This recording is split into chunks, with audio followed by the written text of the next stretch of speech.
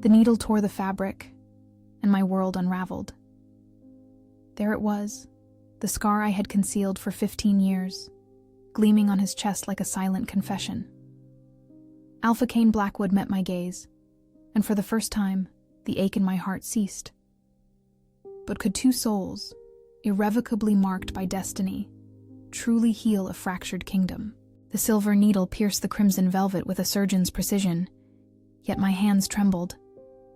Not from the chill seeping through Blackwood Keep's ancient stones, but from the immense gravity of what that fabric symbolized. I, Lyra, an omega of forgotten lineage, invisible to the Lycan society that deemed me mere cheap labor, was meticulously finishing the ceremonial attire for Alpha Cain Blackwood's betrothal. The scent of ozone and pine permeated the fabric, causing the crescent moonmark over my heart to burn with a familiar fever. It was a phantom ache, a constant companion since my birth, dismissed by the pack's healers as an inexplicable vascular deformity. Yet I knew it was something more profound, something that seared within me each time Alpha Cain Blackwood's name was uttered. The final stitches closed beneath my nimble fingers when I heard heavy footsteps approaching the atelier. My heart hammered. It was he.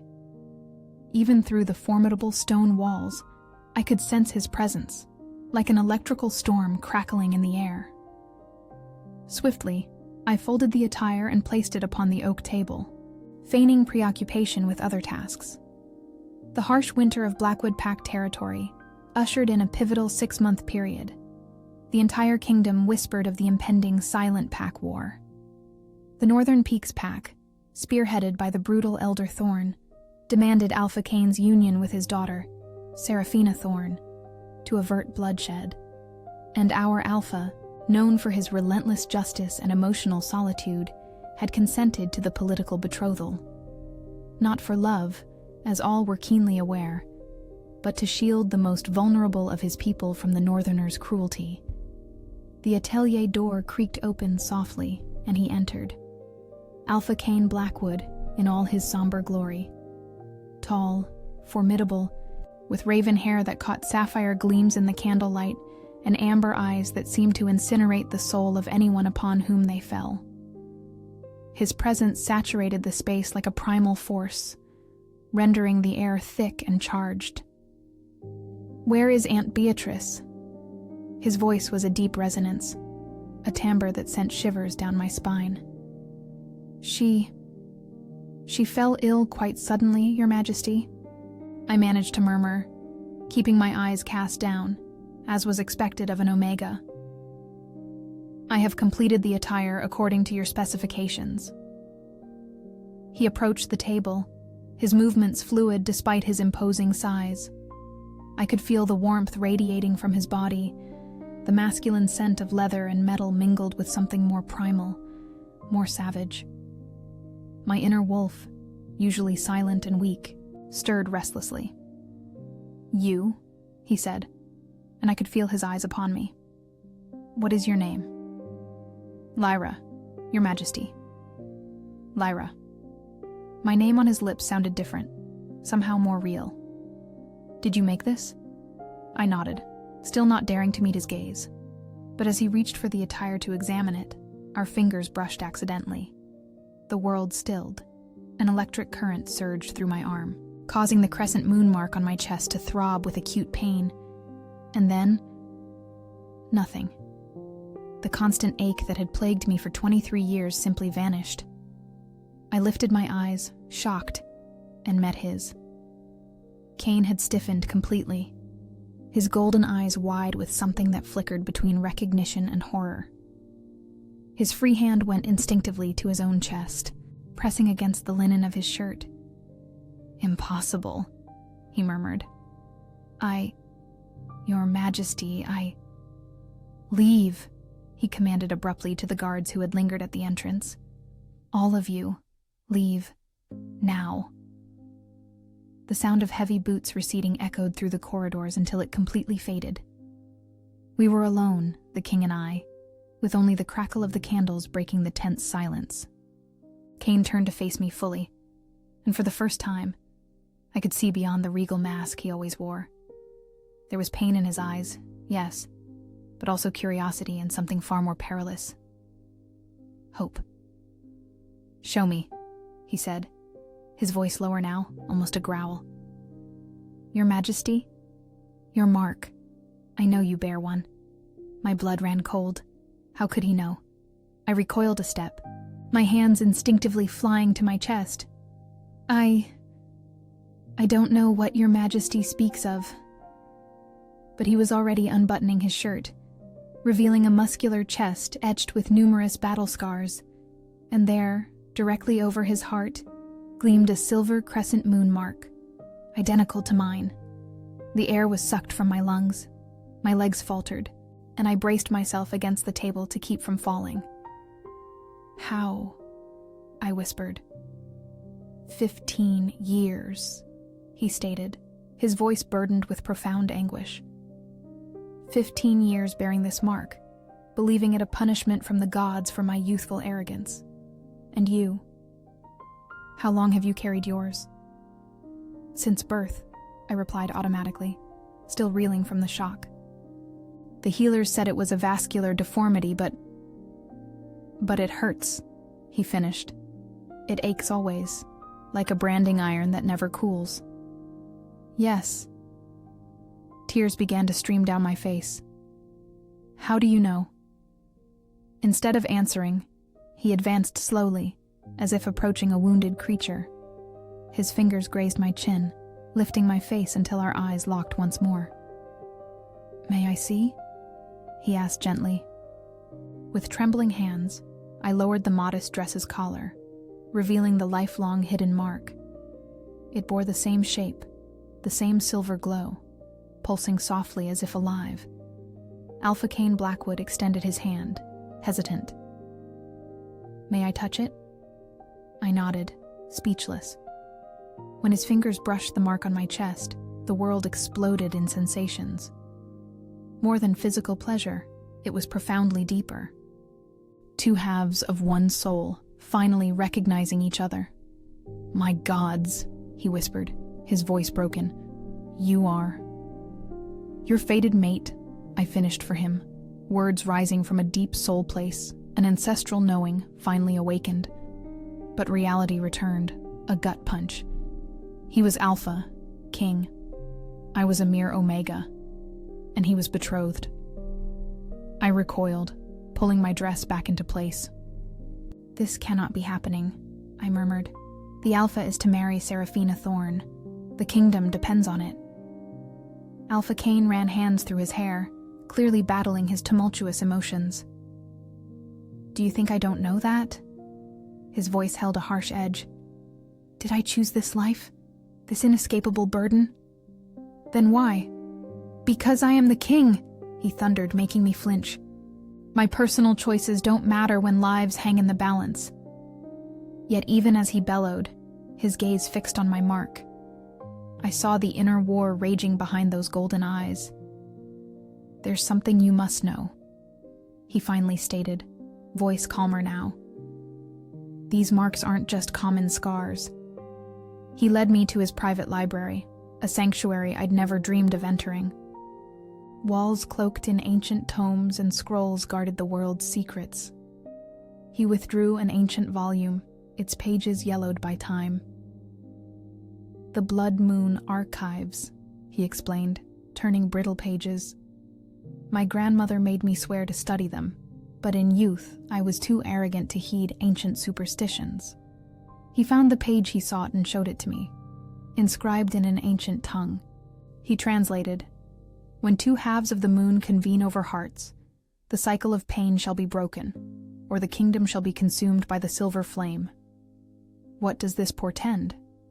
"I don't know," he admitted, "but I have a potent sense we're on the precipice of discovery."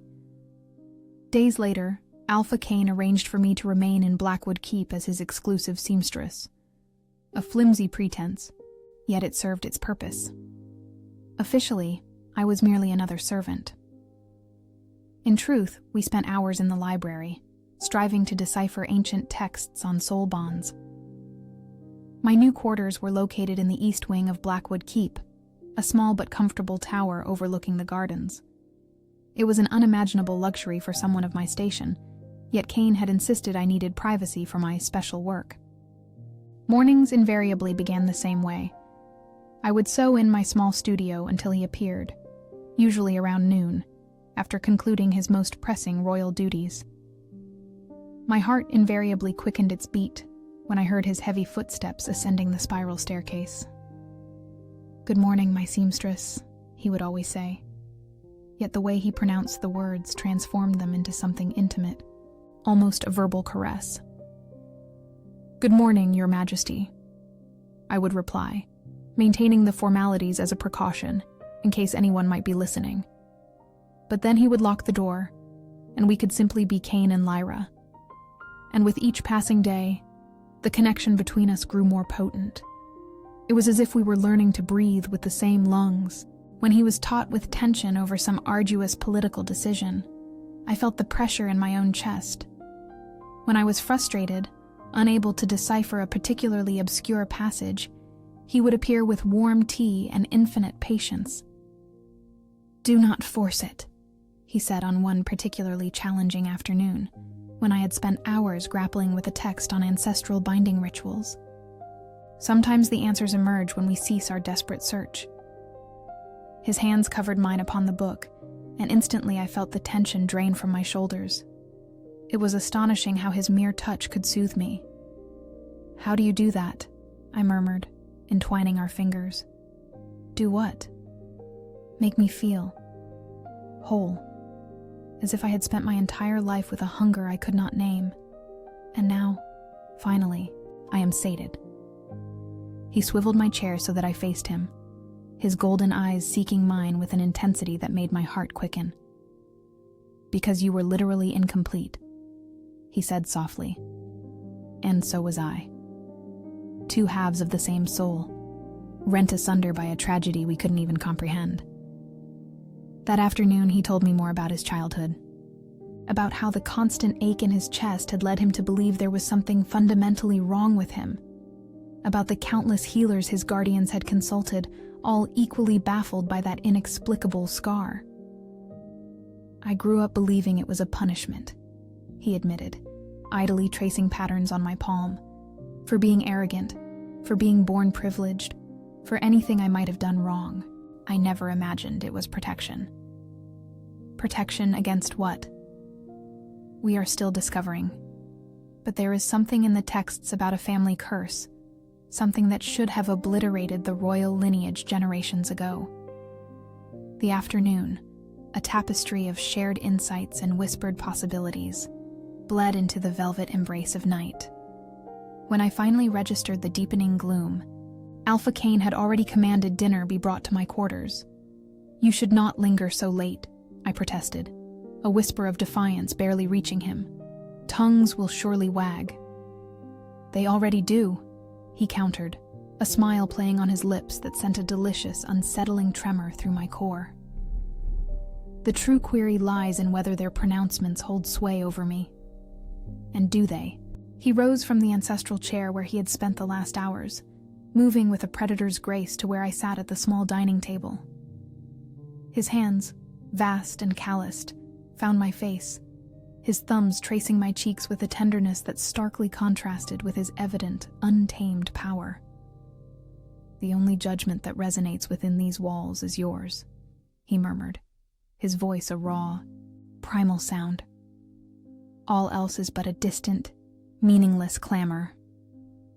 It transcended mere carnal allure, though that undeniable current surged between us. A single gaze from him was enough to ignite my entire being with an inferno of yearning.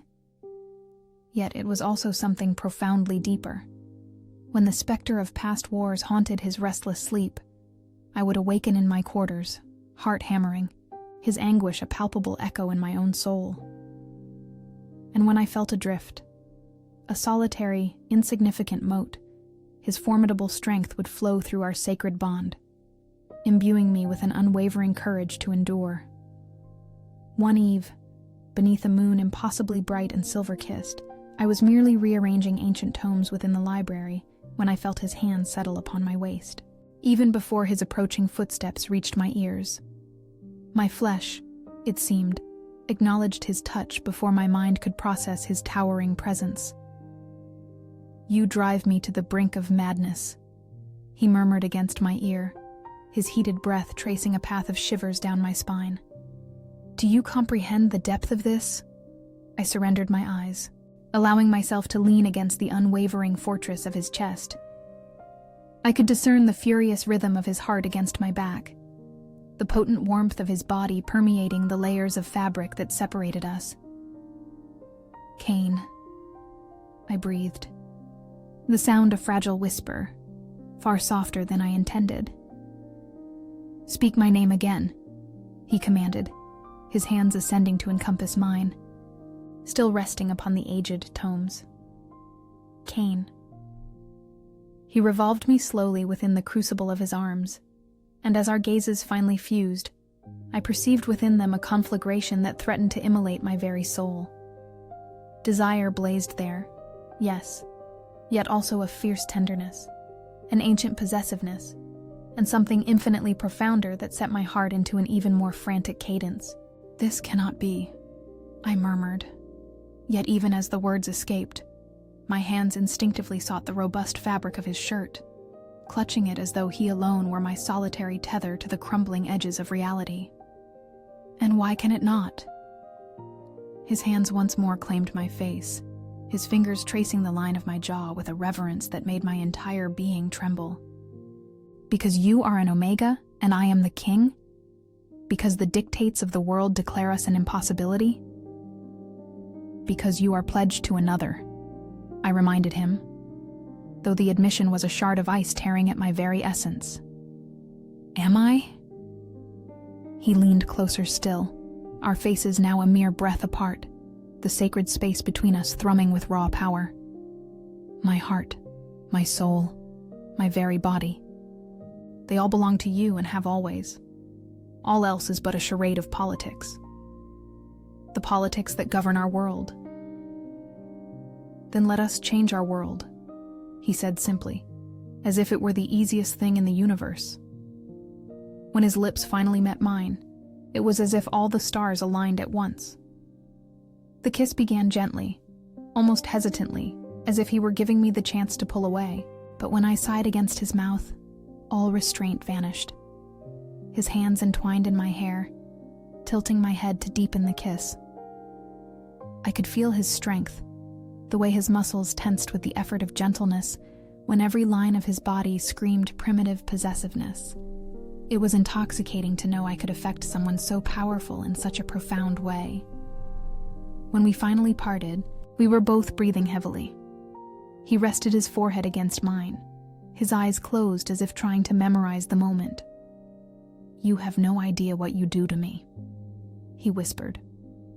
"Show me," I responded, surprised by my own daring. His eyes opened, meeting mine with an intensity that made my stomach clench with anticipation. "Lyra." His voice was both a warning and a plea. Instead of answering with words, I rose on my tiptoes and captured his lips again. This time, as he pulled me against him, I could feel every contour of his body through our clothes, his hard muscles, the heat of his skin, the way he trembled slightly under my touch. His hands descended to my waist, lifting me easily to sit on the study table behind me. The new height placed me almost level with his eyes, and the intimacy of the position awakened something primordial deep within my soul. "Mine," he murmured against my lips, his hands tracing my arms, my neck, my face, as if mapping every inch of me. "Yours," I agreed, my inner she-wolf practically purring with satisfaction at finally hearing our alpha's claim. But then, reality returned like a splash of cold water when we heard voices in the corridor. "This isn't normal," I said one night, as we studied by candlelight in the Blackwood Keep library. "Mate bonds don't work like this, do they?" Cain looked up from the parchment he was examining. "No. Normal bonds forge emotional and physical connection. This is different, more powerful. Frightening," I added. "Yes," he agreed. "Frightening." That night, as I organized some books, Cain approached from behind. I felt the heat of his body even before he touched me. "Lyra," his voice was a low growl against my ear. "This is killing me."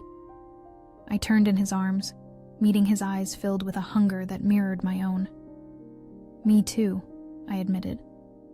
His hands found my face, fingers tracing my jaw with a tenderness that starkly contrasted with his raw strength. As his lips finally brushed mine, it felt as though the entire world shifted into perfect alignment.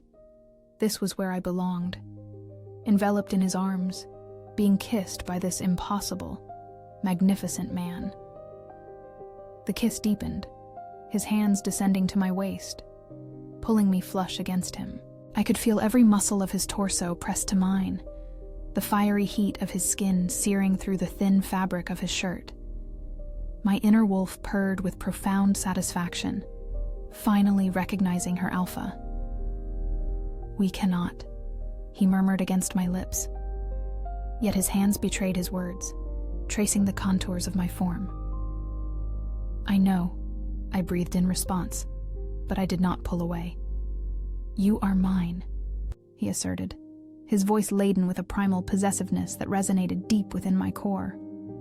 "Mark or no mark, bond or no bond, you are mine." "And you are mine," I whispered back, my own soul echoing his claim. But the stark hand of reality inevitably returned to haunt us. Alpha Cain Blackwood remained betrothed to Seraphina Thorne, their marriage swiftly approaching. Elder Thorne had begun dispatching gifts to Blackwood Keep, the severed heads of rebellious werewolves who dared to question the looming union. The message was chillingly clear: "Marry my daughter, or the bloodshed will commence." During the Equinox Festival, the simmering tensions finally erupted. The Grand Hall of Blackwood Keep teemed with nobles from all allied houses, celebrating the arrival of spring. I was serving wine at the tables when I first truly saw Lady Seraphina Thorne. She was breathtaking, I had to concede. Her hair, a cascade of gold like ripened wheat, her eyes, a piercing azure like the summer sky, and a posture that unequivocally declared pure nobility. Yet, she was also cruel. "So, you are the seamstress I've heard so much about," she drawled when I approached her table. Her voice was syrupy sweet, but her eyes were shards of ice. "Father is quite curious as to why the Alpha requires a personal seamstress." "I merely perform my duties, my lady," I replied, my gaze dutifully lowered. "Of course you do." She seized my chin with brutal force, compelling me to meet her icy stare. "And what an interesting duty it must be." Her nails, sharp as talons, scored my skin, leaving tiny crimson trails. But before I could even formulate a reaction, a formidable shadow fell across our table. "Remove your hands from her, Alpha Cain." Blackwood's voice was a low growl, dangerously laced with an authority that caused everyone at the table to straighten instantly. Seraphina released my face with a practiced swiftness, yet her smile was a venomous masquerade of innocent amusement. "Cain, darling, I was merely acquainting myself with your employee." "Lyra," he commanded, his voice unwavering. "Go to the kitchens, now." I obeyed without hesitation, yet I could feel the myriad gazes of every noble in the hall following my retreat. The whispers began, a venomous current, even before I had fully exited the grand room. It was then that the chandelier fell. I was returning to the hall to collect plates when I heard the sharp crack of metal tearing apart above my head. My gaze shot upwards, just as the massive iron and crystal structure began its inexorable descent directly towards me. Time itself seemed to warp. I saw each flicker of the candles, each crystal shard glinting in the golden light. And then, from across the hall, I heard the most primitive and terrifying roar I had ever known. Cain moved with impossible velocity, traversing the hall in seconds that bled into eternity. His arms enveloped me, sweeping us clear of peril moments before the chandelier obliterated the marble floor where I had stood. but it was that roar, resonating deep within my very bones, that irrevocably altered everything. It was no mere human cry, nor the common snarl of a wolf.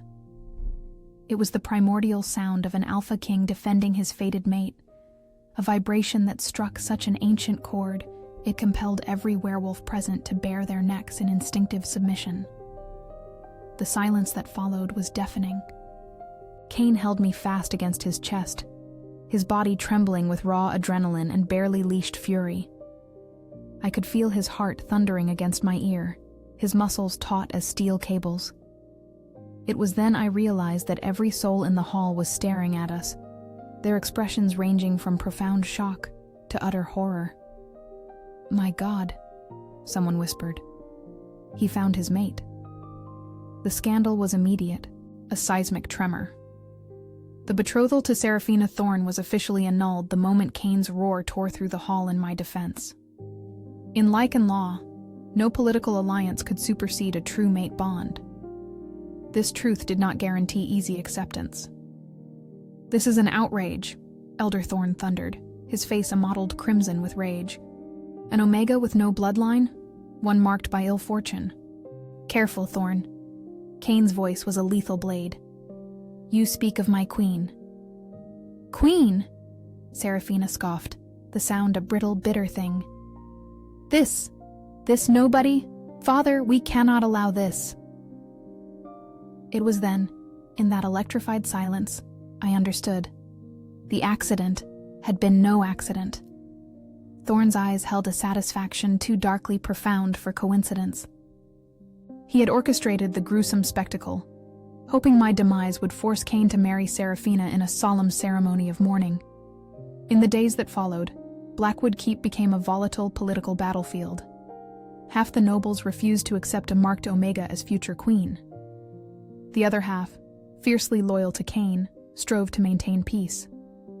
I felt like an interloper in my own life. "Perhaps they are right," I murmured one night, as Cain and I walked through the moonlit gardens under the full moon. "Perhaps I am truly unworthy of you." He stopped instantly, turning to face me with an intensity that made my heart race. "Never," he declared fiercely, "never utter those words again. You are not merely worthy of me, Lyra. You are the other half of my soul." But the kingdom had endured 1,000 years without a king wed for political convenience. It would survive with an alpha who had finally found his true mate. His hands found my face, thumbs caressing my cheeks. "You don't understand, do you?" he whispered. "Before you, I was only half a man, half a king. The constant ache, the nightmares, the chilling emptiness, all of it vanished the moment I touched you." "For me too," I admitted, "but no buts." He kissed me then, profound and desperate. "You are mine, and I am yours. The rest of the world can go to hell." But the world, it seemed, had no intention of leaving us to our peace. The next morning, I awoke to find my chamber empty and a note on my bedside table. "If you truly love your alpha, you will come alone to the North Tower of Blackwood Keep at sunset. Otherwise, we shall discover if a Lycan can survive the poison of wolfsbane." A chilling dread seized my blood. Wolfsbane was lethal to our kind, and I knew precisely who had dispatched that message. I spent the entire day in agonizing turmoil, wrestling with my decision. To confide in Cain would mean risking his impulsive retaliation and endangering himself. To remain silent might forfeit the sole chance of saving him. In the end, love triumphed over fear. As twilight bled across the sky, I moved through the less traveled passages of the keep, making my way to the North Tower of Blackwood Keep. It was an ancient structure, primarily used for storage, yet upon my arrival I discovered far more than I had anticipated. Elder Thorne stood there, yes, but so too did Captain Silas, Cain's head of guards, and his mentor since boyhood. The man the Alpha King trusted more than any other. "Ah, Lady Lyra," Elder Thorn smiled, but it was a predatory baring of teeth. How fortunate you came. This makes everything far simpler. Silas. I gazed at the captain in stunned disbelief. What are you doing here? What is necessary to save this kingdom? He replied, yet his gaze could not meet mine. The Alpha has lost his senses. He is obsessed with you to the point of forsaking his duties. And we cannot permit that, Elder Thorn added. Fortunately, Silas understands that sometimes we must protect kings from themselves. It was then that the full extent of the trap unfurled before me. They did not merely wish to distance me from Cain. They sought to wield our connection against him. You will compose a letter, Elder Thorn explained casually, stating you can no longer bear royal life and are fleeing. Cain will be devastated, of course, but he will eventually recover and perform his duty. And if I refuse, then we shall discover if the legends of Wolfsbane hold true. He gestured towards Silas, who held a dagger, its blade stained with a verdant sheen. A small cut should suffice to test the theory. You're bluffing, I stated, striving to sound braver than I felt. Am I? Elder Thorn smiled coldly. Silas, would you care to demonstrate? Captain Silas hesitated, and I saw the profound conflict in his eyes. He truly believed he was doing right, but his conscience fought the methods. She has reason to be here, Silas finally said. The marks, they are real. I saw his pain disappear since she arrived. Sentimentality, Elder Thorn dismissed. The kingdom is more important than one man's feelings, even if that man is the Alpha. Then I heard steps on the stair, heavy, furious, unmistakable. Lyra! Cain's voice echoed through the tower, laden with panic and rage. Where are you? Up here, I cried, before Elder Thorn could stop me. The sound that followed was terrifying. Cain climbed 3 steps at a time, snarling like a wild animal. In the entrance, his eyes glowed with supernatural golden light, and I saw his elongated fangs. Take your hands off her. Silas automatically recoiled, the instinct of submission to a dominant Alpha overcoming his political will. But Elder Thorn stood firm. Cain, you need to hear reason. The only reason I recognize is you threatened my mate. Cain entered the room slowly, a predator cornering its prey. And that is treason. It is preservation, Elder Thorn exploded. You destroy 1,000 years of bloodline for a marked Omega. Your children will be weak, impure. The roar from Cain made the tower's stones tremble. Before he could attack, Silas moved with a soldier's speed, pressing the poisoned dagger against my throat. Do not move, he said to Cain, his voice broken. I don't want to hurt her, but I will, if it's necessary. Cain froze instantly, his eyes fixed on the blade against my skin. Silas, he said, surprisingly calm, you raised me, taught me everything of honor and loyalty. Is this how it ends? You betraying all you taught me? I am saving the kingdom, Silas repeated, but his voice failed. You are saving your own ambitions, I corrected, finally understanding. Elder Thorn promised you'd be the next royal commander when Seraphina Thorn was Luna, didn't he? Silas's expression confirmed my suspicion. It doesn't matter, Elder Thorn intervened impatiently. What matters is that. His words were cut short by a sound none expected, the sharp trill of a hunting bird. It was Cain's signal for his elite guards. You think I am stupid?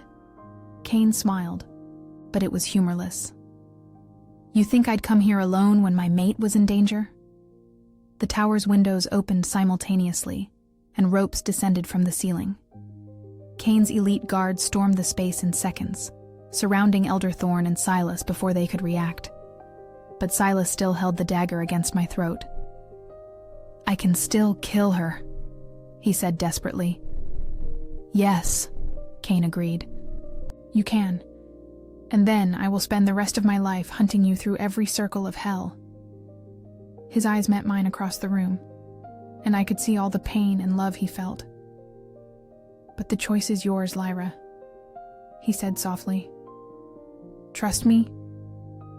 I knew what he was asking. I knew he had a plan, but it would require me to risk everything. "Always," I replied. And then I did the only thing my mind could process. I bit Silas with all the strength I had. He cried out in pain and instinctively dropped the dagger.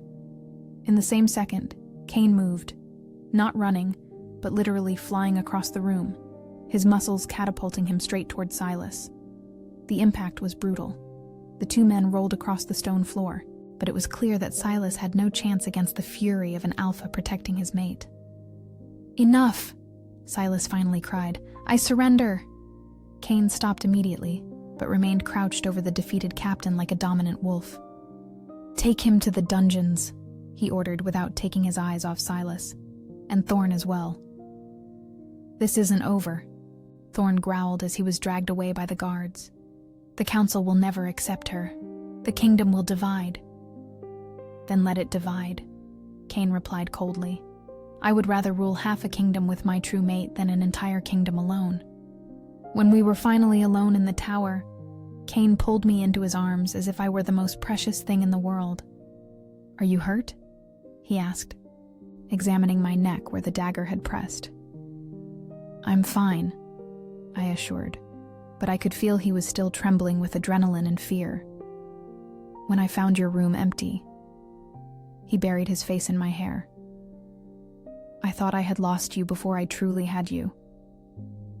"You'll never lose me," I promised. "We are fated, remember?" He pulled back enough to look into my eyes, and what I saw there made my heart pound. It wasn't just love or possessiveness. It was pure adoration.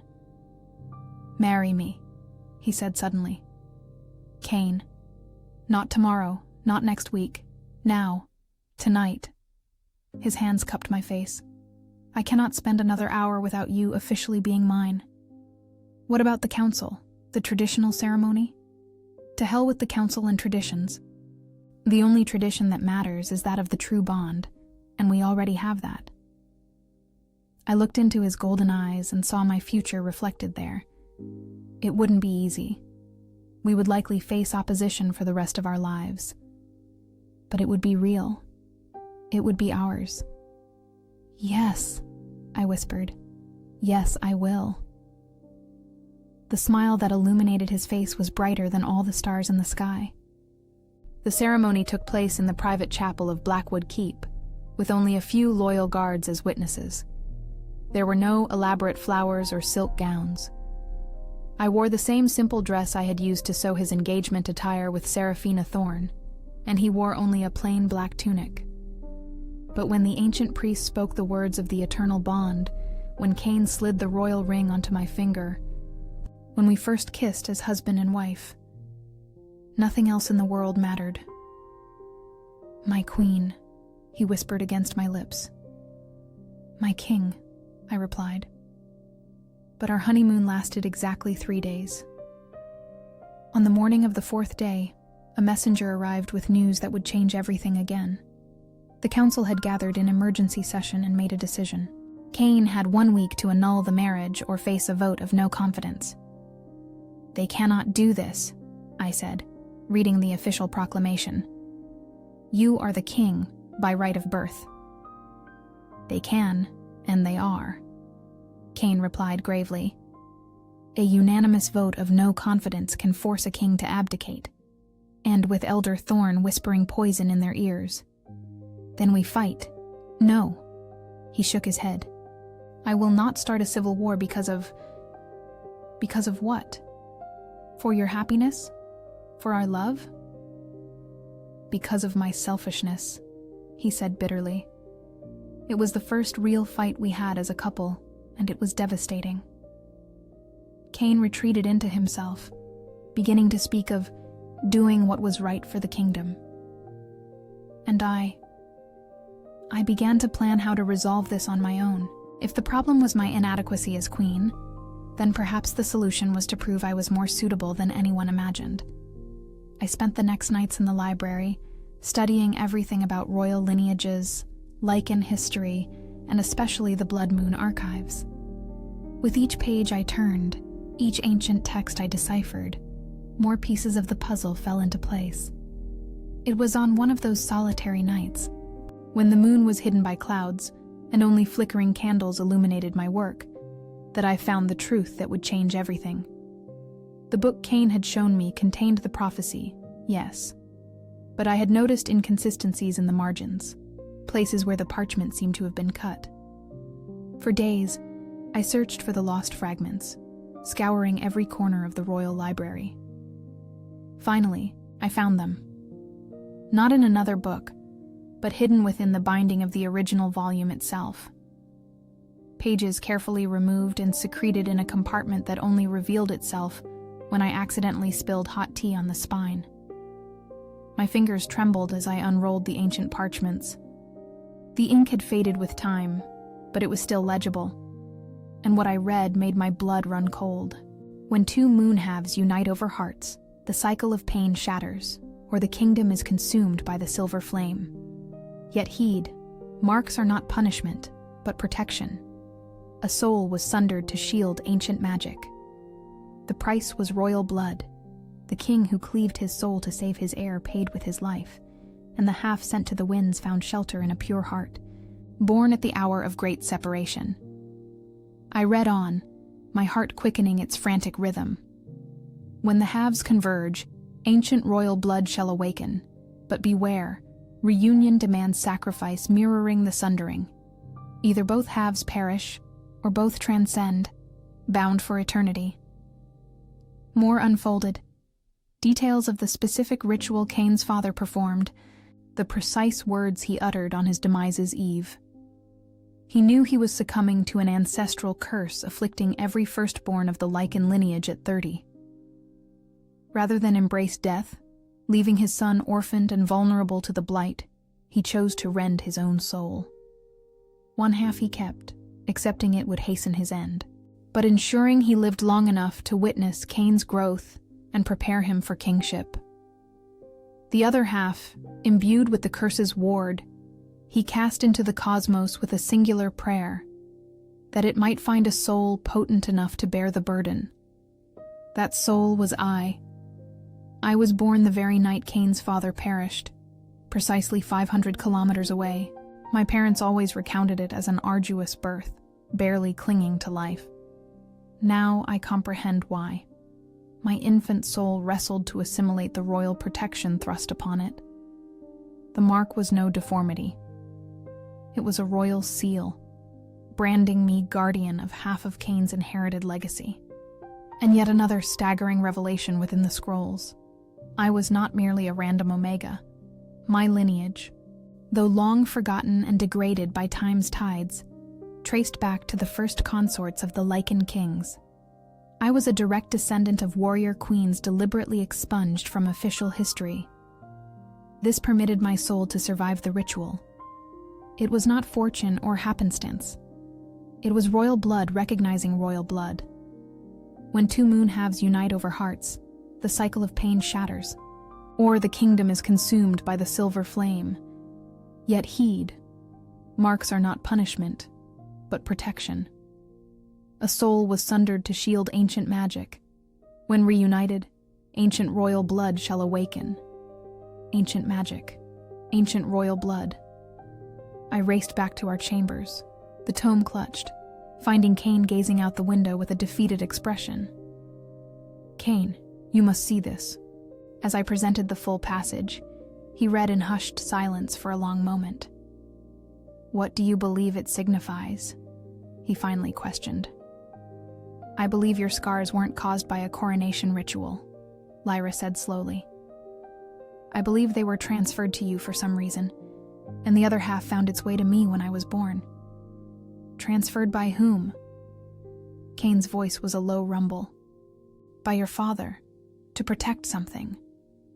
They spent the rest of the night delving into the ancient texts, and what they uncovered was profoundly disturbing. Alpha Cain's father had died when Cain was young. But before his demise, he had performed an ancient ritual to cleave his own soul, transferring part of an ancestral blight to safeguard the royal Lycan lineage. The portion he retained slowly claimed his life. The part that was cast into the cosmos ultimately found a host, an Omega infant born on the same fateful night, miles away. "You bore half the curse destined to shatter our bloodline," Alpha Cain breathed, his voice laced with both awe and horror. "For 23 years you protected my family without ever knowing.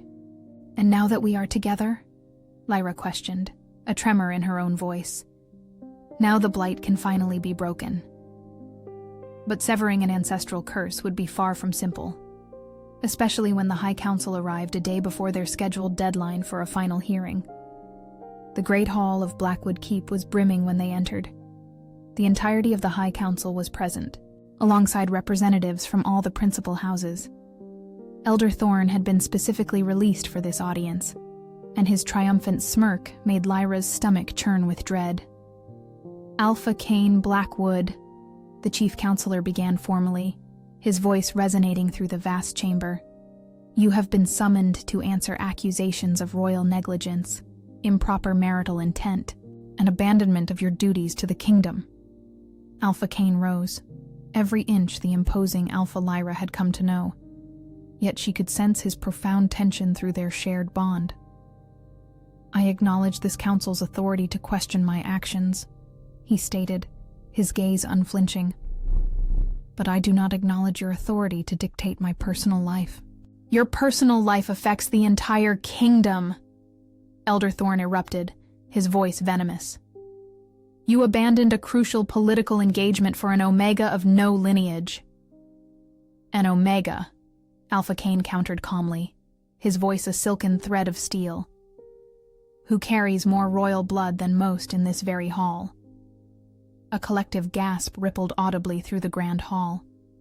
"That is ludicrous," Elder Thorn scoffed, a sneer twisting his lips. "She is a seamstress, a mere servant." "She is the bearer of half the royal soul," Alpha Cain declared, his voice ringing with absolute certainty. "And I can prove it." What transpired next was something none of them anticipated. Alpha Cain beckoned Lyra closer, and before the entire court, rent open his tunic to reveal the crescent moon mark pulsing beneath. Then, with a silent, understanding glance, he gently eased the top of Lyra's gown to expose the corresponding mark upon her breast. The instant their marks met, the world erupted in a blinding cascade of violet light. It was not a gentle, romantic glow. It was a violent burst of raw, ancient power that sent everyone in the room recoiling, shielding their eyes. And when the incandescent light finally receded, something utterly impossible had occurred. The ancient stone sentinels that guarded the hall, ancient golems that all believed to be merely decorative, were stirring. "Impossible," someone whispered, fear lacing their tone. The golems knelt before us, recognizing awakened royal authority. It was a magic lost for millennia, a power only the first Lycan kings possessed. "The prophecy," the chief counselor murmured, consulting an ancient book. "When ancestral magic returns, the kingdom will be restored to its original glory," Elder Thorn completed, his voice strangled. All opposition to our marriage evaporated instantly. Impossible to argue divine evidence. But victory had a price. The energy to awaken the golems drained almost all my vital force. I collapsed into Cain's arms, feeling my consciousness slipping. "Lyra." His voice seemed to come from far away. "No, don't leave me." I managed to open my eyes enough to see tears on his face, something I had never seen before. "It's all right," I whispered. "It was worth it." "It was not," he roared. "Not if you die." Darkness was already pulling me. The last thing I heard was Cain shouting for someone to call the healers. When I awoke, 3 weeks later, the world had changed completely. Cain was asleep in a chair beside my bed, holding my hand. He seemed older, more tired, but when I opened my eyes and squeezed his fingers, The smile that lit his face let me know everything would be well. "Welcome back, my queen," he whispered. "How long?" 3 weeks. Healers said you were fighting between life and death, your vital force almost completely drained. But I am alive. Yes. He kissed my hand gently. Because I shared my partial immortality with you. Our bond is now literally vital. If one dies, the other also dies. Cain, you shouldn't have. It was the only way to save you. And besides, he smiled, now we have all eternity together. It took a few weeks to recover completely, but when I could finally leave my bed, I discovered my standing in the kingdom had completely transformed. I was no longer the unsuitable Omega some tolerated. I was the queen whose sacrifice had restored ancestral magic. The crescent moon marks had disappeared completely, leaving only smooth skin where pain once was. The bond between us was stronger than ever, but now it was balanced. No longer a desperate connection between two broken halves, but a harmonious union between two whole people. On our first wedding anniversary, we held a suitable ceremony for the entire court to see. It was everything our first ceremony had not been. Elaborate flowers, silk dresses, hundreds of guests. But in the end, what mattered was the same. The love we saw in each other's eyes. "Any regrets?" Cain asked as we danced. "Only one," I replied, "that it took us so long to find each other." "We found each other precisely when we were meant to," Cain uttered, twirling me beneath the hall's golden lights. Not a minute sooner, not a minute later. Months later, when I discovered I was pregnant, I once more took up my sewing needle. Not to mend worn garments, but to embroider the layette for the child who would carry the future of our dynasty. Cain held the spool of golden thread, as he had since we became partners in all things. Not merely Alpha and Queen, but two souls who had consciously chosen to weave a life together, stitch by careful stitch, an enduring tapestry meant to last an eternity. "What thoughts occupy your mind?" he inquired, noting my smile. "That sometimes the most profound stories begin with a needle-tearing fabric," I replied, "and conclude with two souls stitching a brighter future together." He pressed a gentle kiss to my temple. "I cherish our story." "As do I," I murmured, continuing my embroidery. "As do I." If you were moved by this saga of two souls scarred by destiny who surmounted every obstacle to find their true love and restore the ancient magic of a kingdom, subscribe for more epic Lycan King romances. Activate the notification bell so you don't miss new tales of fated bonds, sacrifice for love, and the transformative power of discovering your true half. Remember, sometimes the deepest scars are, in truth, maps guiding us to where we truly belong.